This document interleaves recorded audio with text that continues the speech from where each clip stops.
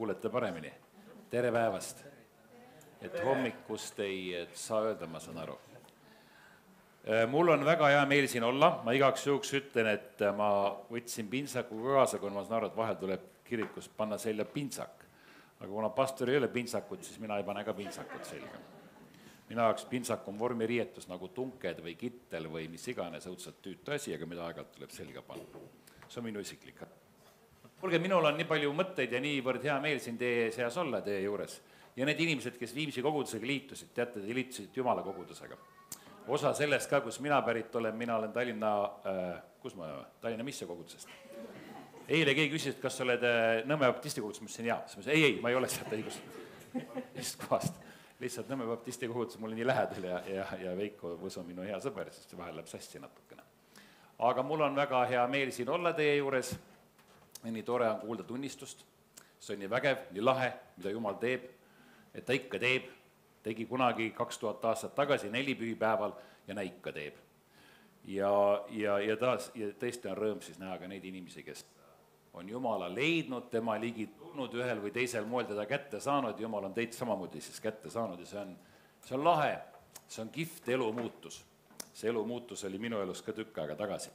Täna on 4 püha ja siis ma natukene räägin sellest 4 pühast või sellest, mis praegusel täna juhtus. Kuule, kui kaua teil need koosolekud üldse kestavad ja koos jutlusaeg on see 20 minutit või 24 minutit või 42 minutit või kuidas on? Pool tundi vähemalt või? Sest ega ma pean aja käima, täpselt ei tea, siis ma näen kaua ma räägin. Mul on viimasest aja käimisest 115 tundi olnud, nii et ma ei tea, mis aeg ma siin käima läks. Aga väga tore, üks pastor küsis, külalisjutlusta küsis pastori käest, et kuule, et kuidas teil siin koguduses on, kui kaua ma rääkida võin ja pastor ütles, et me oleme avatud, me oleme ikkagi liigume Jumala vaimuga ja räägi nii kaua, kui tahad, et inimesed lähevad 1,5 tunni pärast ära, aga sa võid rääkida nii kaua, kui sa tahad. Ja mul on tendents rääkida palju. Minu elukutse on rääkida ja ma saan aru, et sellega saab isegi raha teenida, nii et mitte, et ma täna raha peal siin väljas oleks, aga see on mu elukutse. Aga tõesti, mul on hea meel siin olla. Ma nüüd ei suuda meenutada, millal ma viimati käisin. Siin mul on tunne, et ma ei mäleta, kas ma ilmselt olen seda uut settingut siin juba näinud, aga võib-olla mitte. Kui ma nüüd hästi mäletan, siis minu arust vanasti oli niimoodi, et pastor oli eraldatud aiaga. Ta ei tohtinud üle aia tulla inimeste selle. Templis oli kunagi eesrii, oli koguduse ja kõige pühama paiga vahel teil oli aed. Aga enam seda aeda ei ole, ma vaatan, et te olete edasi liikunud, väga tore. Mul on hea meel. Tore, helge ja mõnus koht on see siin. Ja ülistus ja kõik see, te olete kuidagi siuksed mõnusad. Vabad. Pastor on ka siukene tore. Tiki lips ja puha ja avatud ja hea sõnaga ja Jumala vaim tema peal liigub, et see tekitab siukse mõnusa hetke. Täna on 4 pühad või 4 pühad, kuidas iganes, see on riiklik püha, teate? See on väga tore. Kujuta, Eesti riigis riiklik püha on 4 püha. Meil on 4 kristlikku püha, riiklikud pühad, mis on seotud kristliku algega. Mul on õnnestunud kõikidest nendest 14 pühast ka saade teha, siis koos Eesti kristliku televisiooniga, see on ERR-i arhiivis Jupiteris, ma hommikul vaatasin kiiresti natuke seda saadet sama ajal, kui ma riietusin, et meelde tuletada, mis päev see siis täna on ja mis ma teile rääkida saan. Aga 4 püha on üks eriline püha. See on see päev, kus kristlik kirik ja kogudus sai alguse. Ja see oli Jumala plaani liikumine, siis maailma. Jumal rääkis oma rahvaga, tegeles oma rahvaga mitu tuhat aastat seal Iisraelis, aga see plaan algusest peal oli see, et tema armastus ja tema vaim ja tema headus ja tema seadus ja tema elu, see, millest me siin tunnistus kuulsime, et see elu saaks igale poole minna. Et see elu saaks ka 2025. aastal ja 4. aastal tulla siia Viimsisse ja puudutada teid ja puudutada mind ja kõiki teisi. Ja nii, et Jumal oli see plaan oli kogu aeg, aga see plaan hakkas täituma 4 pühipäeval. Sel päeval, kui siis Jumala vaim langes ülemises toas ühe väikse pundi hirmunud inimeste peale, kes ei teadnud, mida teha, kellel võis olla ärevus, kellel olid hirmuvõtted, kes kartsid, kes panid uksed lukku ja olid oma ette, sest et terve maailm oli nende vastu. Ja küllap teil on ka aeg, et siuke tunne, et maailm ei ole sinu poolt, vaid maailm on sinu vastu. Aga mul on üks sõber, tegelane, kuju, tema nimi on Jeesus, kes on maailma ära võitnud. Et kui sina koos temaga käid, ja ma tean, et sa käid, aga sa muidu siin ei oleks täna, siis sina oled samamoodi maailma ära võitnud. Et isegi kui maailm on sinu vastu, siis tegelikult tal pole mingit võimu, tal pole mingit jõudu, vaid koos Jumalaga sa saad üle. Võib-olla on punnitamist ja ponnistamist ja kangutamist, sellest ma natuke räägin ka täna, aga koos Jumalaga saab üle igast raskusest ja igast takistusest ja kõikidest nendest keerulistest olukordadest, mis Jumal sinu ette on pannud. Kristelile tuleb sõna, Jumal annab talle rääkida, puudutab oma vaimu läbi ja need kaks asja, mis siin alguses olid, teine oli see, et sa oled justkui, et keegi võib olla või sina justkui tunned, et sa oled kuhugi rööpasse kinni jäänud oma vankriga ja vahel tõesti sealt välja ei saa. Ja vahel mõtled, et meil on vaja ekskavaatoreid, meil on vaja suuri traktoreid ja kes teab mida selleks, et sealt kuskilt rööpast välja saada. Et ma justkui olen oma elus ja selles positsioonis oma abielus, oma töökohas, oma kehakaalus, milles iganes, oma vaimses praktikas. Ma olen kuidagi nii kinni jäänud, et ma enam siit välja ei saa, et see tundub mulle võimatu. Selleks on vaja, et terve maailm, et Jeesus ise tuleks taevast alla, Jumal ka nad jaksavad mind välja tõmmata. Vahel me mõtleme niimoodi. Ja siis samas on tegelikult on niimoodi, et koos Jumalaga on sellised imelikke ja lõbusaid ja toredaid ja vahel naljakaid ja veidraid lahendusi, mis toovad sind sellest rööpast välja. Ja sul ei olegi vaja, et terve maailm tuleks ja kangutaks ja sikutaks ja tõmbaks sind, vaid sul on võib-olla mingi väikene muudatus vaja teha. Adjustment, nagu nad ütlevad välismaa keeles. Nii et sina ära kunagi kaota lootust. Kui sa oled siin ja kui sul on Jumal ja kui sa tunned teda, kui sa tead, et püha vaim on olemas, kes 4 pühipäeval kõikide inimeste peale langes, alguses koguduse peale, sealt edasi ülejäänute peale ka tasapisi, siis on alati võimalus ja alati saab ühel ja teisel moel. Apostel Paulus, kui ta läks Korintuse kogudusse või õigemini ta kirjutas Korintuse kogudusse kirja, aga ta ütles niimoodi, et kui ma teie juurde tulin, siis tema palve oli see, et tema kõne oleks mitte inimliku tarkuse meelitavad sõnad, vaid see oleks täis Jumala vaim ja Jumala väge. Ja see on üks huvitav asi, see on asi, mis mind muutis ja mis mind tõmbas Jumala juurde, oli see sama Jumala vägi, mille demonstratsioon oli siis 4 pühipäeval, kui Jumala vaim langes. Nii nagu sina rääkisid, mina ka ei ole kasvanud kristlikus peres, kuigi meil oli mingi tunnetuse teadmine, vanaema käis kunagi natuke kirikus ja vanaema seal natuke käis ja mingisugune kartus ja lugupidamine Jumala vastu oli, aga ma ei kasvanud üles kirikus käies, ma ei käinud pühapäevakoolis, ma ei tea, kas pühapäevakoolis ma isegi teadsin, aga ühesõnaga ma teadsin, et Jumal on ja kirik on, jõulude ajal vahel seal käisime, võib-olla mõni üksik kord ka 4 pühi või siis ülestõusmispühade ajal vanaema mind sinna sikutas, aga ma ei kasvanud seal ülesse. Ehk siis mul ei olnud erilist pistmist Jumalaga ja siis ühel hetkel minu ema sai päästetud, see oli 80ndate alguses ühe drastilise sellise olukorra läbi, kus ta oli terviserikke ja süda jamas ja siis Jumal tervendas teda, siis ta hakkas kirikus käima ja sellest ajast peale kuskil, kui ma olin nii 13-14 aastane, ma hakkasin kuulma neid sõnu, et Jumal armastab sind ja tema tahab sind päästa ja ma ei viitsinud neid sõnu kuulata. Need tüütasid mind ära, mul oli küll aukartus selle vastu, Jumal ja kõik aga ega ma irvitanud, aga see kuidagi, nojah, väga tore, et lasta, ühesõnaga mul ei olnud nagu, kuidas ma ütlen, ma olin viisakas ja mul oli aukartus selle vastu, aga ma ei tahtnud väga kuulata, et Jumal armastab sind ja nii tore, lasta siis armastab, väga tore. Ja siis ma mõtlesin ka, et kuidagi ma ikkagi mõtlesin, et ükskord, eks ma siis tulen kirikusse ka, et ma tulen siis, kui ma olen 94, tulen altari, et ütlen, Jumal, kasuta mind, võta mind, saada mind Hiinasse, ma teen kõik, mis sa tahad, ma olen sinu päralt. Siis mul oli selline tunne, et kui ma varem Jumala juurde tulen, siis jääb elu elamata. Kuna ma vaatasin inimesi kirikus ja mul tundub selline tunne, et osad ei elanudki päriselt. Olid natuke surnud tagapingis. Ärge võtke isiklikult. Aga üks asi muutis. Kui ma olin 18, siis ma sattusin vastu oma tahtmist, ma väga ei tahtnud minna.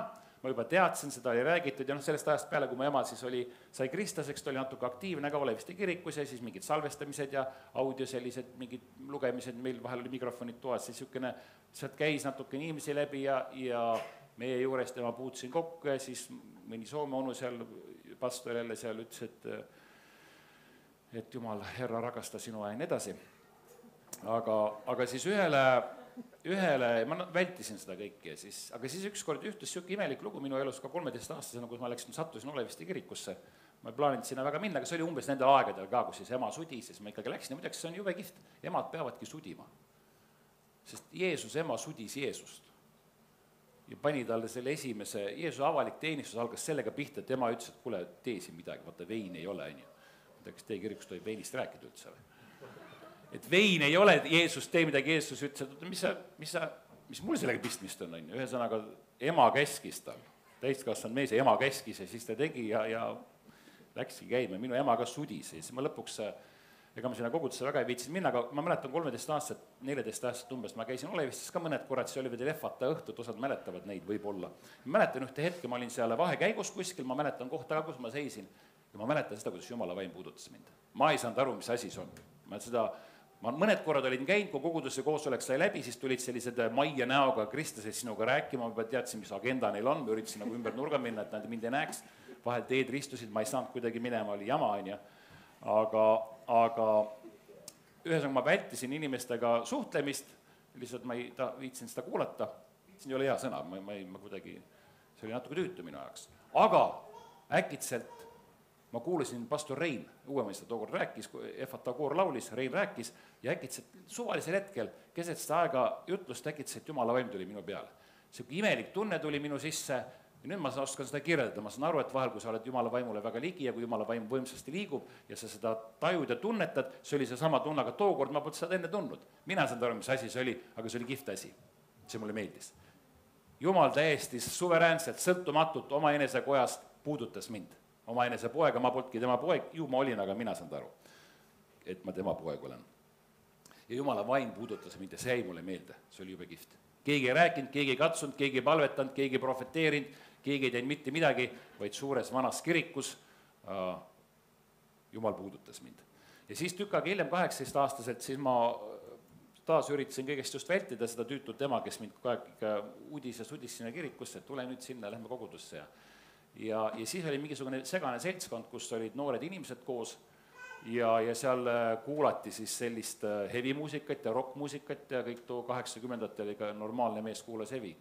Mitte diskot, mitte pop, punk oli ka juba läinud, hevit sa kuuled, sul olid pikad juuksed, sa olid siuke kahtlane kuju natuke, nägid välja nagu huligaan nõukogude võimu silmis, aga sa kuulisid hevimuusikat. Ja siis ma sattusin kogudusse ühe mehe juurde korterisse tegelikult, kes oli siis pastor, tema olid pikad lokis juuksed, ta olid kollased dressipüksid minu arust ja ruuduline pintsak, mis nõukogude ajal siukest asja polnud olemaski. Mina tea, kus ta Rootsist oli saanud ja ta oli 5 lapse ema orden oli rinnas. Nõukogude ajal ainult, kui said 5 last sülitasid, said ordeni.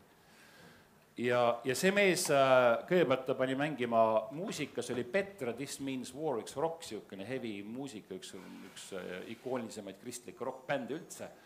Ja siis ta natuke raputas pead, siis ta juuksed lendasid seal ja siis ma vaatasin, enne, mis asi see siukene on. Kas see tõesti kristlane või?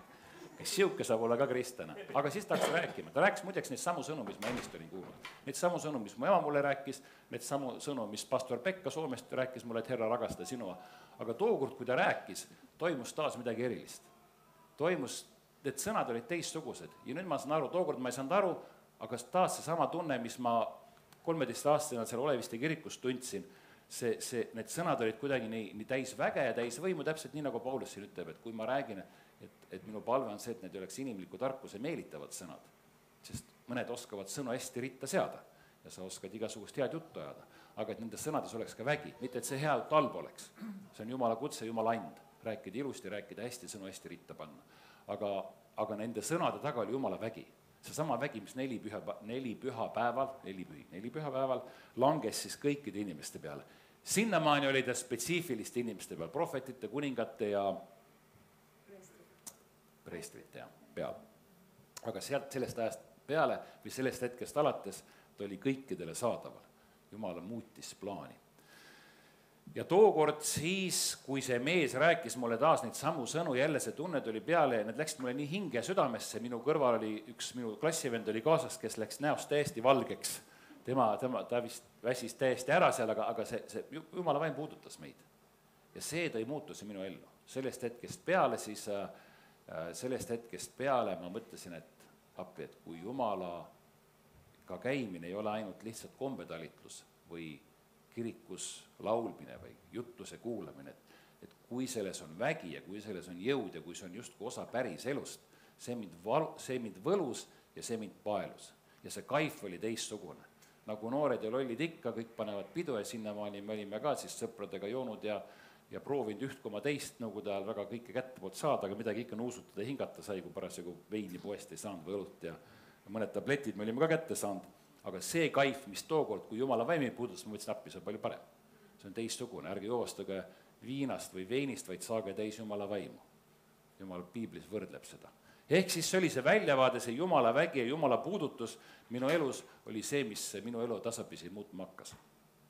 See on kihvt kogemus, see on väga lahe, siis ma saan aru, et Jumala vaim, et Jumal on olemas mitte ainult teoloogias või ideoloogias või filosoofias, mis on tore, eks ole, vaid ta on ka praktiliselt sinu elus.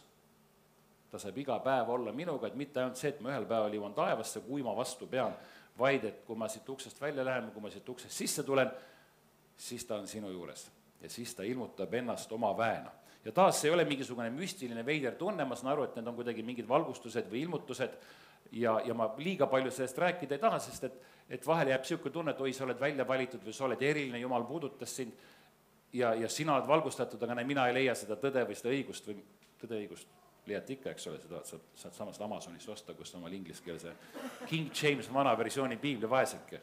Me käisime 90. aastate alguses USAs piiblikoolis ja keegi ei lugenud King Jamesi enam. Nad ise ka ei saanud aru, mis sinna kirjas kirjutatud.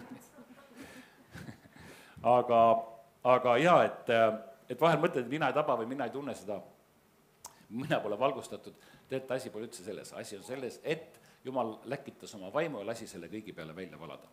Ja kui sa nüüd mõtled nende inimeste olukorda, mis tookord oli 4 pühipäeva, see oli siis natukene pärast seda, kui Jeesus oli risti löödud ja neil oli segadus, nad peitsid ennast sinna ülemisse tuppa ära, nad olid seal koos rõdul, panid uksed lukku, uute toolide peal olid rõdul ja nad ei teadnud, mida teha. Ja nad ei teadnud, mis saab edasi ja mis nüüd juhtub. Selleks hetkeks oli veel segased lood, Jeesus löödi risti, eks ole, see päästja, vabastaja, kes sinu elus peaks tooma muutused ja vahel on võib-olla juhtunud sinu elus ka niimoodi. Ma üritan nüüd see mõtte juurde tagasi tulla, aga kui ma ei tule, siis tulge mulle pärast järele, ma räägin teile edasi seda mõtet. Aga vahest on meie elus ka niimoodi, et sa saad kristlaseks ja minu elus on see niimoodi olnud ka. Ma hakkasin kristlaseks, ma tabasin ära selle armu, selle väe, selle võimu ja selle uue elu ja siis sa üritad õudselt seda kõike teha. Ma ei tea, kas keegi saab aru, millest ma räägin. Ja siis hakkab siuke tunne hakkab pihta, et pekki ma ei saa hakkama. Mina ei suuda, ma nüüd punnitan kõigest jõust ja kunagi oli vist Vene ajal üks multifilm, ma punnitan, ma punnistan. Kas te teate, siukest ei tea. Vahel ma tundub paljudega kristlaste elu on siuke, ma pingutan, ma kangutan, ma punnitan ja ma ponnistan. Ja mul tekkis ka siuke hetk, et ma õudselt üritasin kristlane olla, siis ma ajasin ikka aeg-ajalt asju sassi, tegin pattu ja siis ma sain aru, et need kaks justkui käi koos ja mul tekkis sisemine vastuolu enne see sees ja ma saan aru, et kuule, ma ei jaksa enam. Nii ma ei saa ja ma ei viitsi ja ma ei taha selle kõigega tegeleda, see on vastuoluline, see on skisofreeniline, ma ei saa hakkama, kuidas teised saavad ja kuidas ma saan aus iseenese vastu olla ja nii edasi. Ja siis ma pooleldi lõin sellele käega ja siis jällegi ma sattusin sinna kogudusse, ma väga ei viitsinud seal käia, siis jälle mingitel hetkedel ma käisin ja ei käinud ja nii edasi, aga alguses suure tuhinaga ja siis see tuhin natukene vaibus ja ma mõtlesin, et ma ikka ei sobi, nii nagu Peetrus, kui ta läks Jeesuse juurde ja Jeesus, mis see Jeesus sai talle neid kalu või? Mis see lugu nüüd oli, ma ei mäleta enam.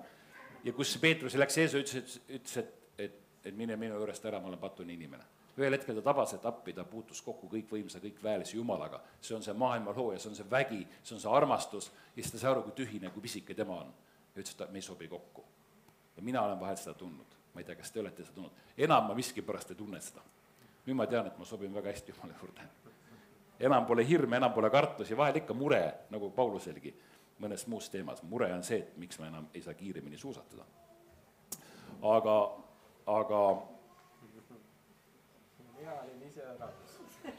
me jõuan sinna ka, kui me teadsin, et sa oled siin, ma mõtlesin, igas jutluses peab rääkima ka suusatamisest.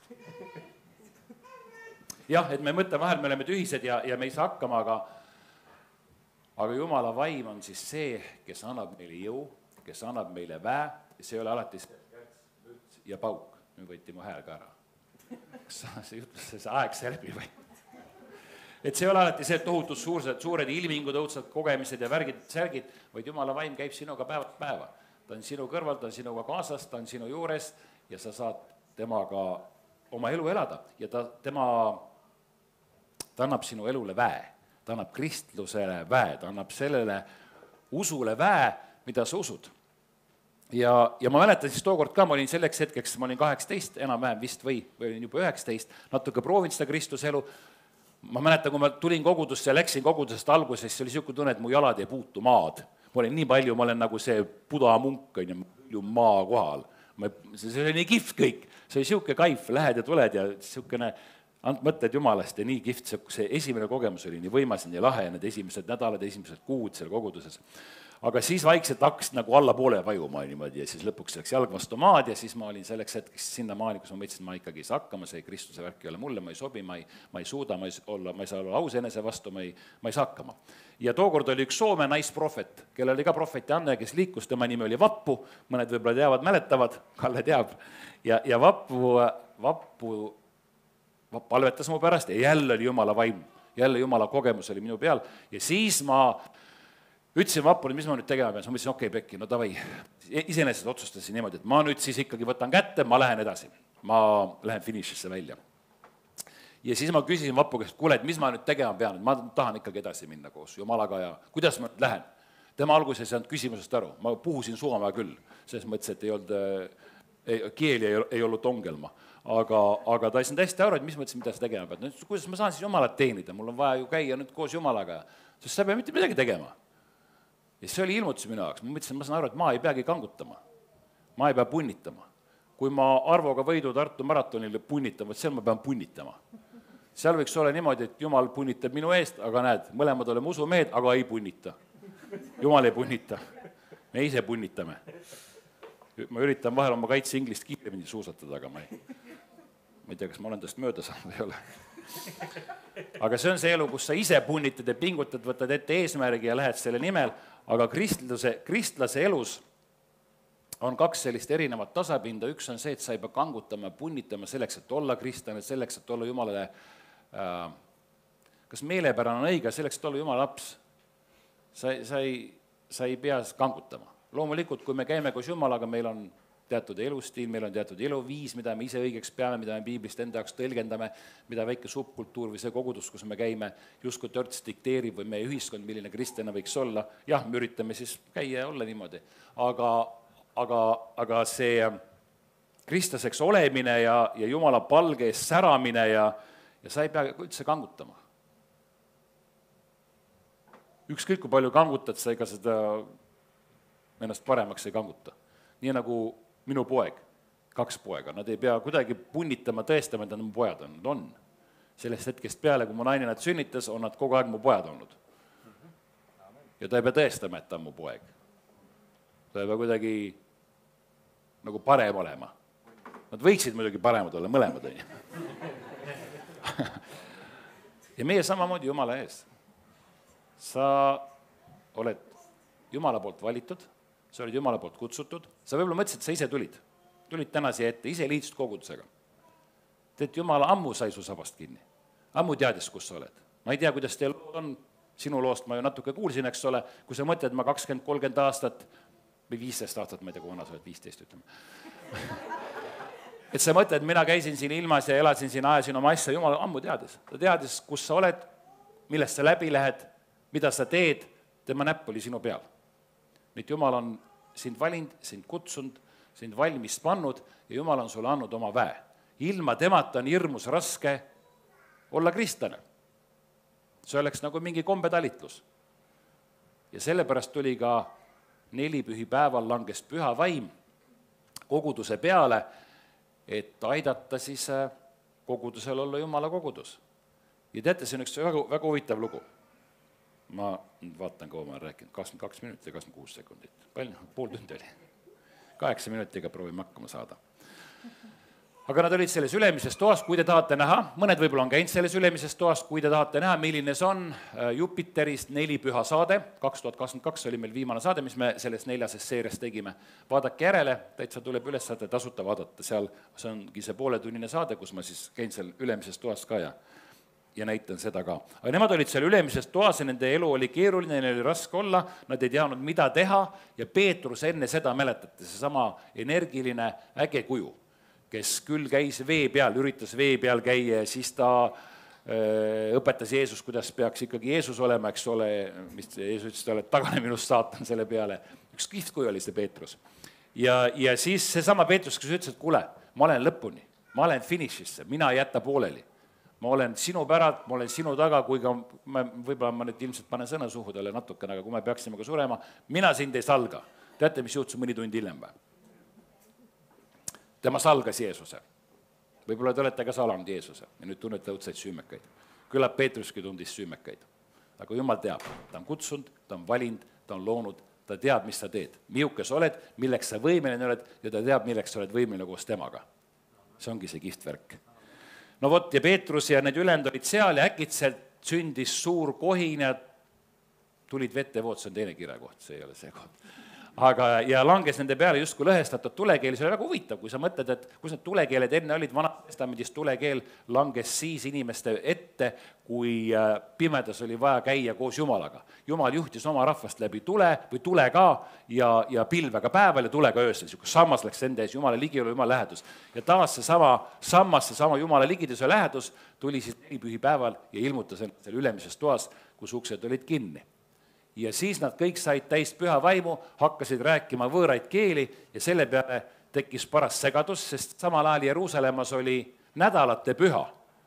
Jumalal on strateegia ja Jumalal on vaim ja mõlemad töötavad. See oli nädalate püha, kus juudid üle kogu tooaegse maailma olid kokku toonud, neil oli siis kombeks iga mõne ajaga vist 3 korda aastas käia seal Jeruusalemmas või 3 erineval pühal pidi korra käima. Ma täpselt seda tava ei tea. Aga hästi palju erinevaid inimesi oli kokku tulnud just sel hetkel, kui Jumal oma vaimu välja valas. Ja need inimesed, kes olid kokku tulnud, nad märkasid, panid tähele, et midagi väga eriskummalist toimub. Ja siis nad said teada, et see on püha vaim, eks ole, et Jumal teeb midagi väga erilist ja siis need inimesed läksid tegema mööda maailma laiali. See on nüüd Jumala strateegia. Tal on strateegia ja tal on vägi ja vaim käib kaasas. Ja seesama Peetrus, kes mõni hetk tagasi või mõned päevad tagasi oli salanud, öelnud Jeesusele, et ma ei tunne teda. Ja mis see piibel ütleb, et kas ütles vanduma või mis ta ütles, mis sõnad, kuidas ta selle ütles, et 3. kord, kui see noor naine tema käest küsis, et kuule, sa olid seesama, kes Jeesusega oli, siis ta, kuidas see, mäletab keegi või? Needis või? Kukkeris ka Peetrus ja salgas Jeesusega, veel piibel ütleb, et ta kas ta vandus või mis ta seal tegi, ühesõnaga, ma ei tea, mis sõnu ta kasutas, me ei saa kirikus neid sõnu kasutada, eks ole. Eetris ka see lihtsalt piip tuleb sinna peale, aga ma ei tea, mis sõnu ta kasutas. Ehk siis ta oli salanud Jeesuse. Öelnud ära Jumalast ja lahti öelnud Jumalast. Ja seesama mees, kes kartis, kes noorele tüdrukule, ma saan aru, et seal olid teised inimesed ka, aga sellele noorele tüdrukule ta julgenud otsa vaadata, noorele naisele öelda, et jah, ma käisin koos Jeesusega.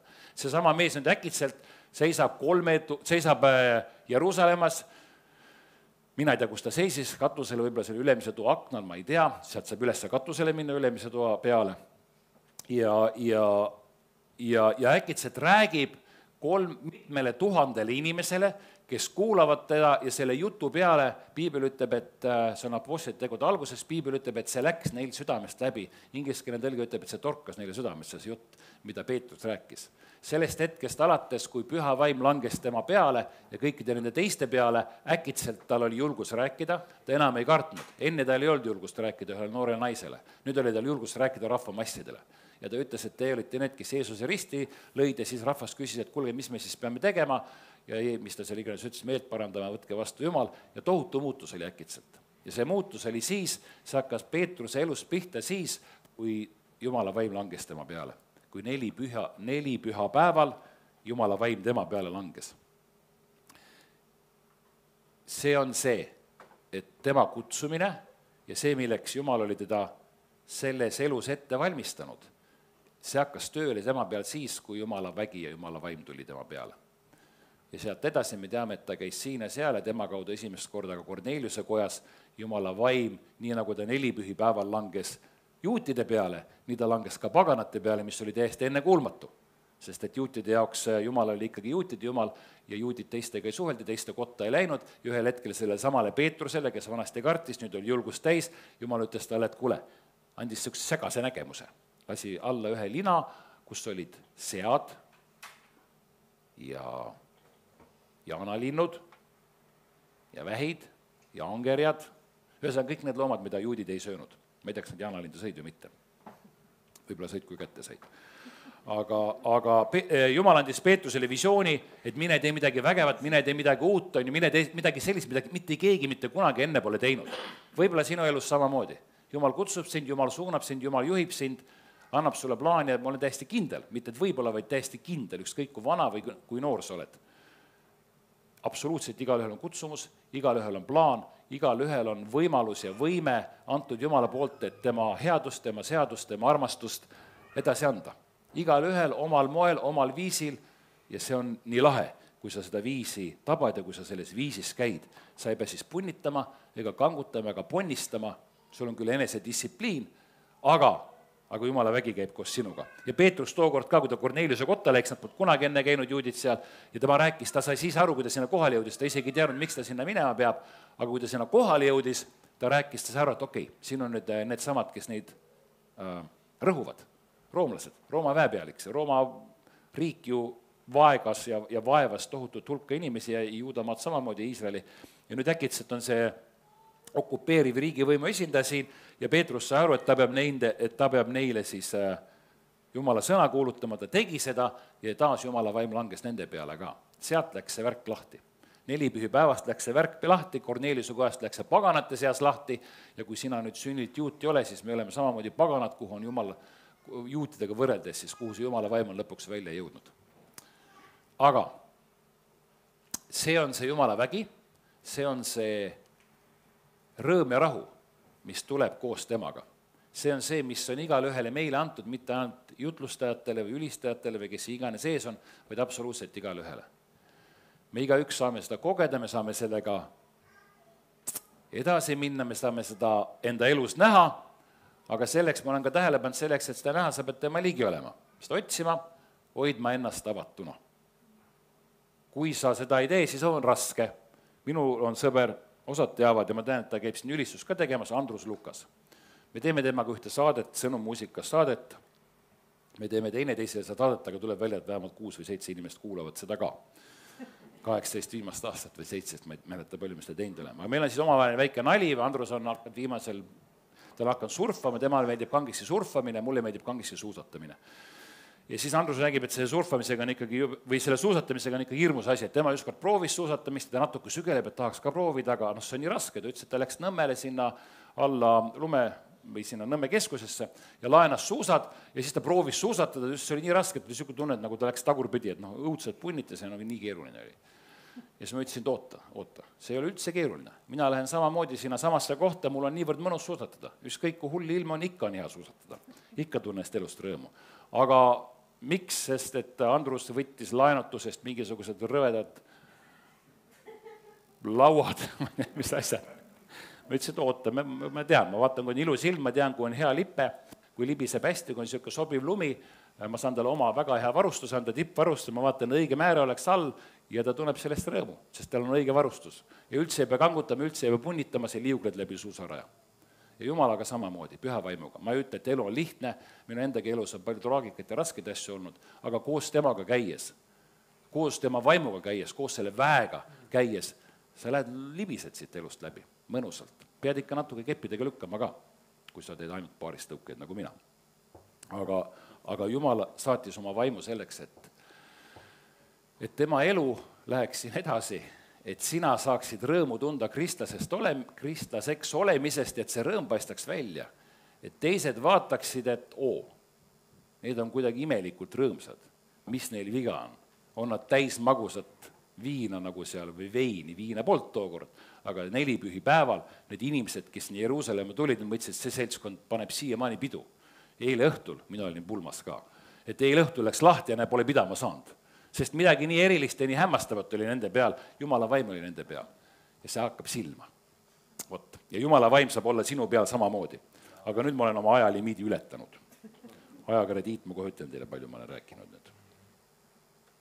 Ma panen nüüd suu kinni. 32 minutit ikkagi. Aga tõuseme ja palvetame. Isa, ma tänan sinu armu eest, sinu headusest, sinu seadusest, sinu helgusest, sinu selgusest, selle valgusest, mis sa meile oled andnud.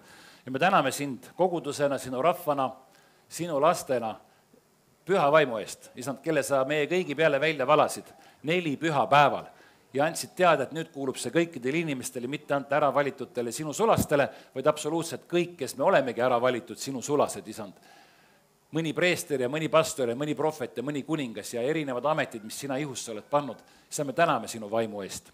Anna meile selgust, tarkust, selget arusaamist, kuidas me saame sinu vaimuga edasi minna, isand, kuidas me saame seda enda elus rakendada, nii et meil oleks rõõmu sinust, et see rõõm paistaks teistele ka, isand, ja samas, et sinu plaan ja sinu hea tahe saaks läbi meie elu teatavaks ja saaks läbi meie elu paistma, siis kõikidele teistele, kes meie ümber on, mitte kristlastele, vaid nendele, kes veel ei ole kristlased ja kelle läbi sina kellele tahad sina meie läbi näidata oma väge, oma vaimu, oma armastust, oma headust, isand.